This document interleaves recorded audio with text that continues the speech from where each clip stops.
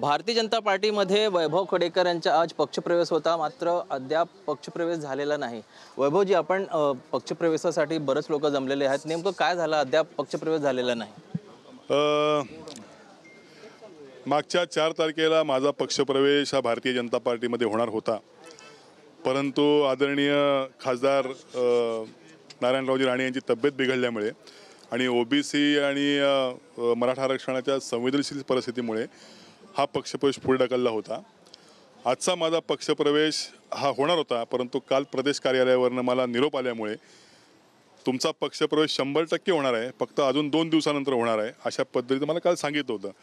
परंतु राजापूरपासून सिंधुदुर्गापासून माझ्याकडे लोक आलेली होती आणि मग जाणं क्रमप्राप्त होतं, म्हणून मी त्यांना सांगितलं की मी सगळ्या लोकांना घेऊन ह्या ठिकाणी येतो। तर मी आल्यानंतर तुम्हाला कधी पक्षप्रवेश करून घ्यायचा आहे हा पार्टीचा निर्णय होईल। त्यामुळे मला माहिती होतं की आज माझा पक्षप्रवेश होणार नाही, तरी देखील मी आज सगळ्या लोकांना ह्या ठिकाणी घेऊन आलो आहे। याच्यामागचं कारण एकच आहे की असे अनेक लोक म्हणत होते राजकारणातले की वैभव खेडेकर म्हणजे कोकण नव्हे आहे, तर त्यांनी आज ते पाहावं या ठिकाणी कोकण किती माझ्या पाठीमागे उभा आहे, आणि म्हणून हे दाखवण्यासाठी मी इथपर्यंत आलेलो आहे। आणि यापूर्वीपासूनच ज्या वेळेला फडणवीस साहेबांचं मी काम बघितलेलं आहे, प्रदेशाध्यक्षांनी मला त्या ठिकाणी कुशल संघटन मला देऊ केलेलं आहे किंवा त्यांच्या नेतृत्वाखाली पक्षप्रवेश करणार आहे। आणि नितेशजी राणे साहेब हे आमचे कोकणचे आहेत, यांचं पाठबळ असल्यामुळे मी यापूर्वीच पक्षाचं काम मी सुरू केलेलं आहे। त्यामुळे औपचारिकता आजची होती, तर मला वाटतं ती औपचारिकता कधी यापुढे होऊ शकेल असं मला वाटते। माझं पक्षाचं काम आता इथपासून सुरू झालेलं आहे असं मी या ठिकाणी सांगतो आहे।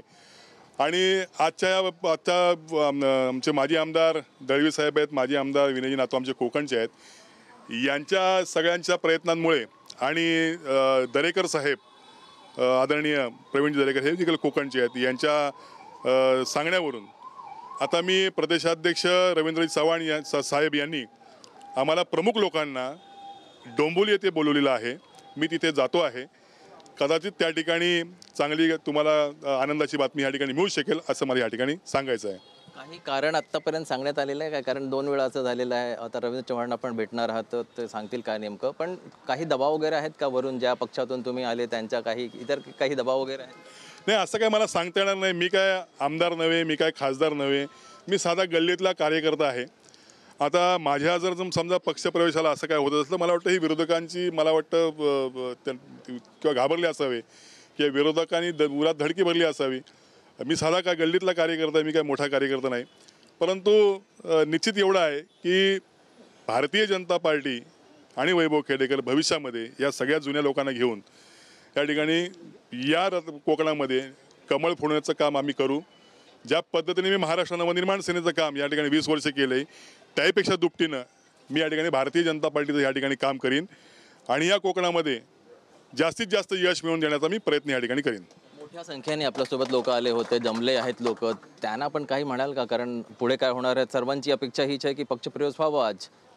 बघा, माझ्या आत्ताबरोबर ती माझी यादी आहे, माझ्याबरोबर 4 जिल्हाध्यक्ष आहेत, अनेक उपजिल्हाध्यक्ष आहेत, अनेक तालुका अध्यक्ष आहेत, अनेक शहर अध्यक्ष आणि विद्यमान 350 पदाधिकारी आहेत, त्यांची मी आत्ता या ठिकाणी यादी आणलेली आहे। म्हणजे एवढ्या मोठ्या संख्येने कार्यकर्ते या ठिकाणी आहेत, त्यामुळे एवढ्या संख्येने कार्यकर्ते बरोबर असताना भारतीय जनता पार्टी सन्मानाने या ठिकाणी पक्षप्रवेश याची मला खात्री आहे।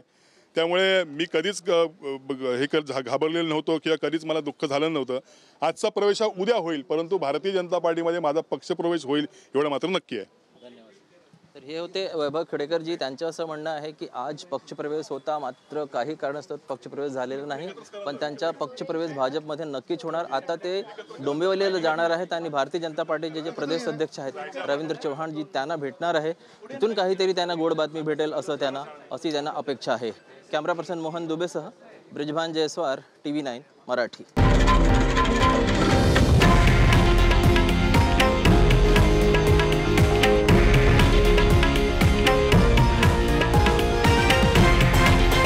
हे आहे देशातील नंबर 1 न्यूज नेटवर्क आणि आपण पाहत आहात TV9 मराठी, एकमेव।